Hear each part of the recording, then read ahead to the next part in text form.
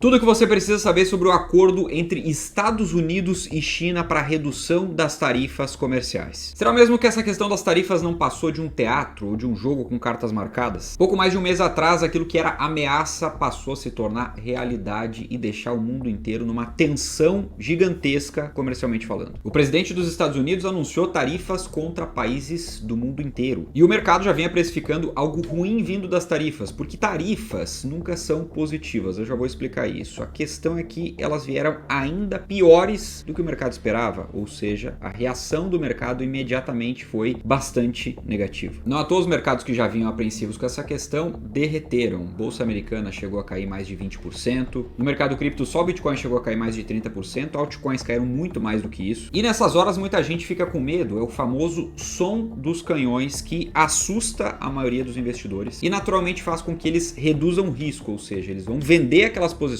saem, mesmo que em alguns casos com prejuízo, para resguardar patrimônio e esperar o que vai acontecer. Com muita gente vendendo e pouca gente disposta a comprar risco, os preços caem ainda mais. E a situação ainda se agravou nos primeiros dias de abril. A maior tarifa anunciada pelo governo americano foi contra a China. Até aí, nenhuma novidade, afinal de contas, a China é o principal rival comercial dos Estados Unidos. Só que, na verdade, no fundo, um precisa do outro. Mas eles começaram a jogar um jogo estranho, um jogo que parecia uma briga de egos, uma briga de poder, elevando as tarifas numa sequência que poderia até ser considerada cômica se não fosse trágica para a economia. As tarifas anunciadas pelos Estados Unidos chegaram a 145%. E da China, que também seguiu botando as cartas na mesa e elevando tarifa contra os Estados Unidos, chegou a 125%. E não precisa ser um gênio da economia para entender que tarifas gigantescas como essas desestimulam completamente o comércio entre os países. E com menos comércio entre os países, eles tendem a crescer menos porque eles exportam menos, e da mesma maneira a inflação também tende a subir, porque as pessoas que antes acessavam bens por determinados preços, agora passam a ter que acessar eles a preços muito, mas muito mais caros, o que também inviabiliza, e não é nada simples como muita gente pensa, que é só apertar um botão e começa a produzir tudo internamente a preços bons e isso não impacta a inflação. Não, impacta muito forte. Na prática funciona assim, cada país é bom em algo e não é tão bom em outras coisas, outros itens. Naquilo que ele não é tão bom, ele vai lá e importa. E aquilo que ele é bom, ele é melhor do que a média dos outros países, ele tende a exportar, fazendo assim com que essas trocas enriqueçam ambos os países. E a ideia de ser bom em tudo é utópica. Qualquer país que você pegar aí que se fechou para produzir tudo internamente, no final das contas acaba entregando serviços e produtos muito ruins para a população a preços exorbitantes, e no lugar de um enriquecimento nós temos o empobrecimento da população. E para entender por que é utópico é muito simples, são questões principalmente geográficas. Alguns países têm um solo mais fértil, outros países têm mais minerais, outros países têm uma costa maior, outros países têm uma logística melhor para as principais economias do mundo, outros países têm belezas naturais, recebem muito turismo, os países têm custos diferentes, densidades demográficas diferentes, ou seja, é um abismo de diferença de um país para outro, se a gente pegar todos os países do mundo, e isso faz com que seja inviável, mesmo para as grandes potências como China e Estados Unidos, que estão também muito bem posicionados geograficamente, para que eles consigam obter absolutamente tudo que precisam sem depender de ninguém. Bom, dito isso, em relação às tarifas, depois que colocaram as cartas na mesa, começaram as negociações. E depois de algumas semanas, nós tivemos recentemente, no começo do mês de maio, um acordo entre Estados Unidos e Reino Unido, uma outra potência global, que foi um acordo mais modesto, mas já ajudou um pouco a animar os mercados. As tarifas de 10% permanecem, mas para alguns itens, principalmente os carros dos Estados Unidos exportados para o Reino Unido, nós tivemos uma redução significativa. Depois da marcação de um encontro entre os principais líderes da China e dos Estados Unidos, o presidente Donald Trump, lá no dia 7 de maio, deu uma declaração falando que o mais adequado seria uma tarifa de 80% para a China. Bom, nós sabemos que 80% continua sendo uma tarifa extremamente alta, mas ali ele já deu o primeiro sinal de recuo, ou seja, sai de 145, vai para 80. Continua muito alta, continua praticamente inviável, mas ele dá o sinal de que ele quer negociar. Depois do primeiro dia de encontro, o Trump fala em reinício total nas negociações com a China, naquela questão das tarifas. E agora, na segunda-feira, dia 12 de maio de 2025, veio o anúncio da redução de 145% para 30% de tarifas dos Estados Unidos sobre a China. E da parte da China, a redução de 125% para 10%.